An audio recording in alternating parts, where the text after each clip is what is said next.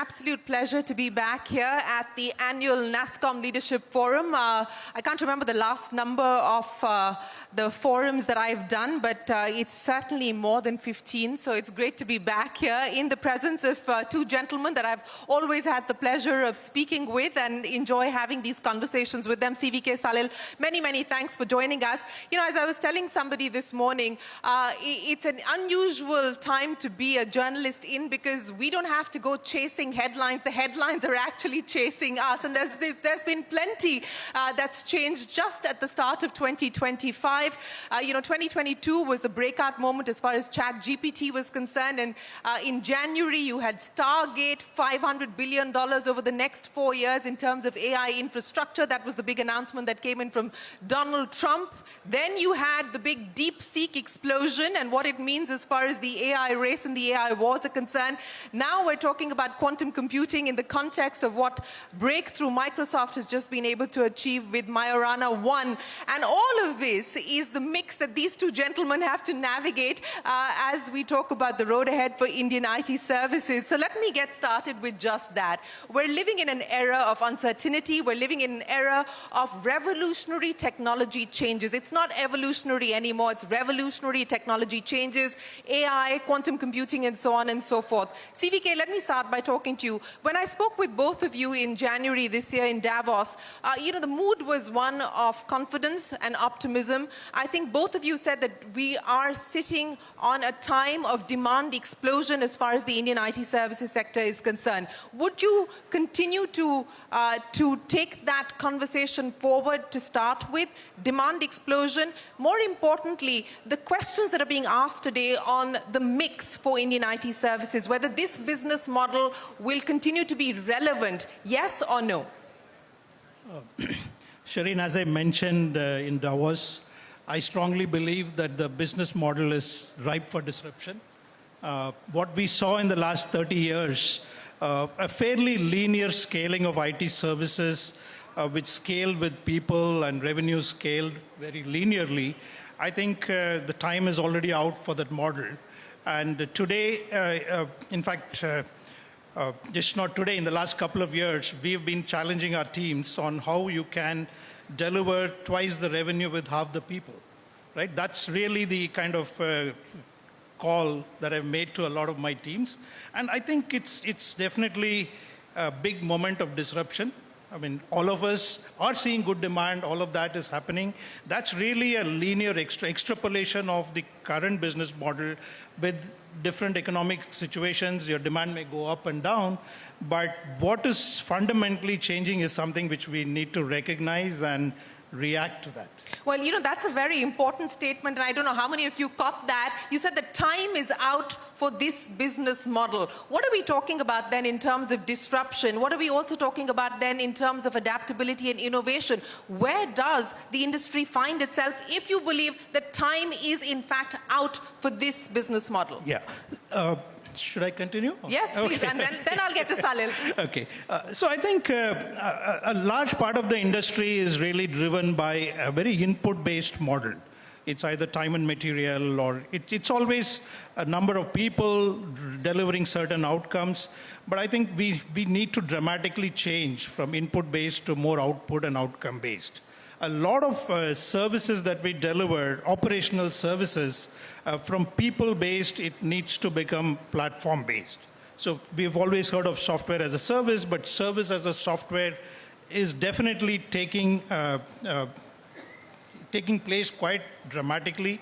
And I mean, we all need to be more proactive in adopting.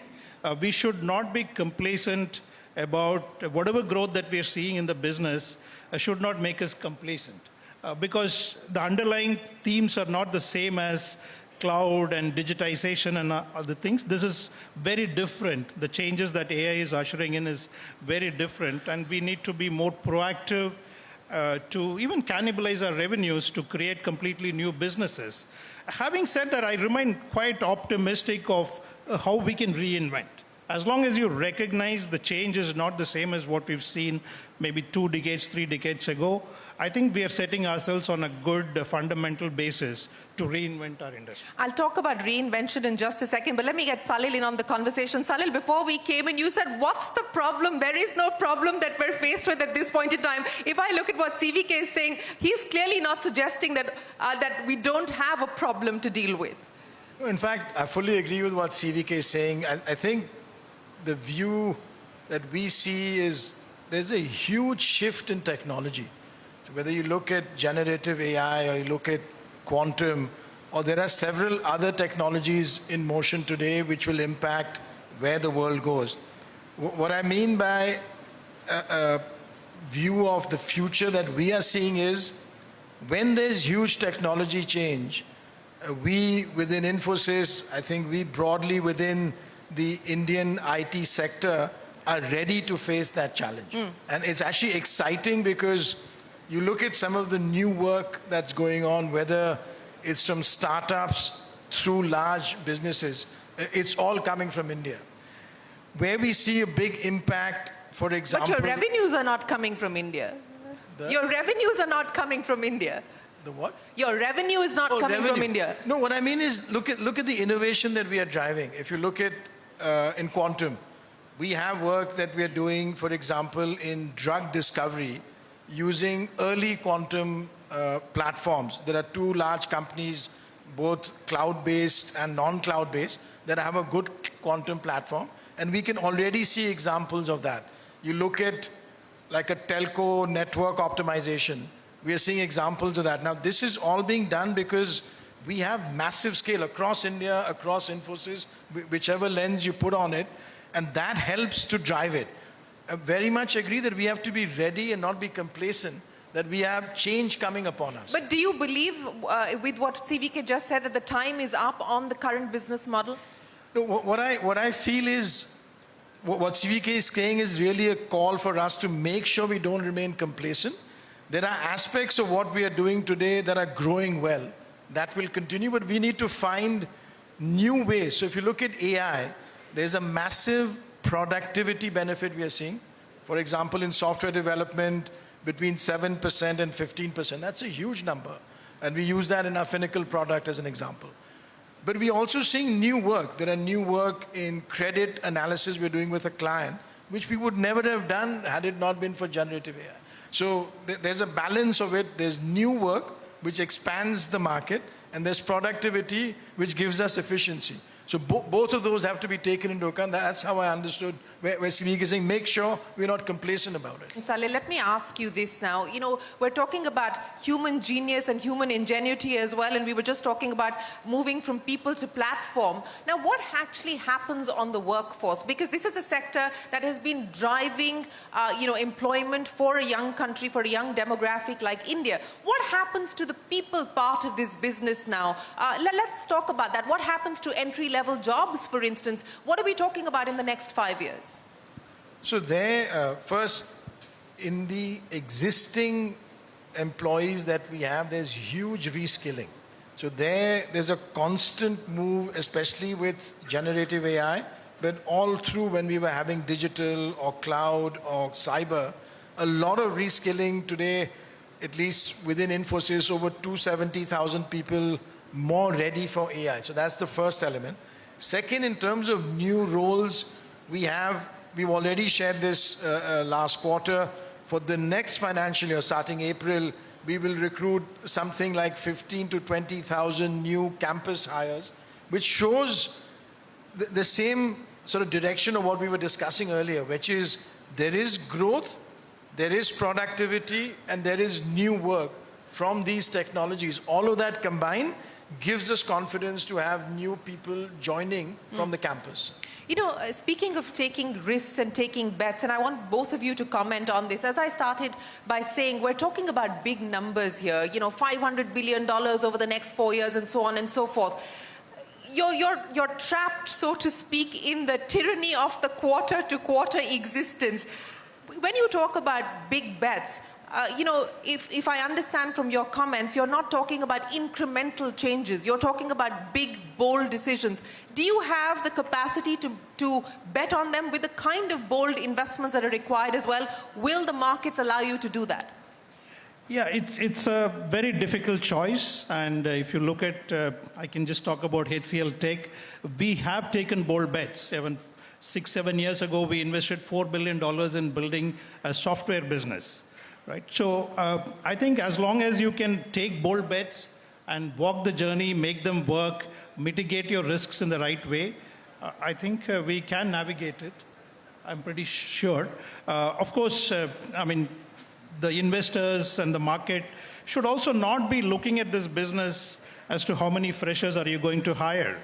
That's absolutely the wrong question to ask. How can you create more value out of, maybe we have 200,000 people, can you create twice the value with the same number of people?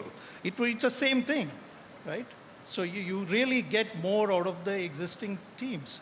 And if you challenge yourself in that direction, then I think the business will unlock a completely new growth trajectory. So I'm really betting on the fact that unlock more human potential in very different ways. Like today, India is the services capital of the world. Why can't India become the research capital of the world? I think those are the levers which will change the people and the employment and the training, all those dynamics. So I think it needs a different thinking, and we should all be open for that. Different thinking, but also significant spends, Salil, and the ability and the capacity and the appetite to make the kind of spends that are necessary? So I think we are fortunate, as CVK mentioned, that there are ability for us to take within Infosys or even in the IT sector as a whole, bets of that nature. So take an example where we did something of building a product like Finacle a few years ago. We built and invested in an insurance product called McCamish. We are working on a retail online product, e-commerce product, Equinox. So there's many examples of these big bets. Within the construct of what we are able to drive into the market, what we are able to commit to the market, and making sure that that's what our clients are looking for. So you look at in generative AI, now we built 4 small language models. These small, so one of them is for banking, one of them is for IT operations. This is a material change in the way clients will work with generative AI. And yes, we've done that with an investment that we made, which is not publicly disclosed, but it's a large investment within the constructs of our P&L. Sorry? Ballpark, when you say Ballpark, large investment? Ballpark like a large ball. It's still ballpark. But it's still an investment which is within the construct of our P&L. But it's creating huge impact. So you look at the large language model that we built for banking, a small language model. There's already a lot of discussion that clients are using with the existing large language models to combine it and use it. So there's benefits that we can create within our construct. You know, you talked about small language models, so let's get into the debate of whether we should attempt the large language models or not. And Salil, let me start by asking you, should India make that choice of going the large language model way, or should we build on our strengths, which is on the application side? So here, I'll leave it to CVK to answer this. Wait, no. You can't get away with that. You've got to say something at least. I think without a doubt, the cost of what we are doing in terms of building models is falling. So when the time is right, we should make sure we make the right investments, build the right small language model. Okay, you said nothing through that. Yes or no? I think from an India perspective, we absolutely have to make sure that we are the leading light of generative AI. So doing that, there's no other way, but as the costs keep falling, and we saw that with what we saw with the investments that were, well, not exactly the number, but certainly a very low number, closer to 5 million than hundreds of millions. DeepSeek, yeah. But that is what will give us a benefit, and we need to make those sort of investments to create the foundation model. Okay, CVK, straight answer. Yes to large language models, no to large language models. I mean, from a country perspective, I would strongly argue that we will need to build our own models. And the rationale is, I mean, if you look at so many open source models available, why not we kind of pick some of them and build on top of it? But we should not assume that these open source models will continue to be open source. I think these are going to be the coins on which the geopolitics is going to be played on.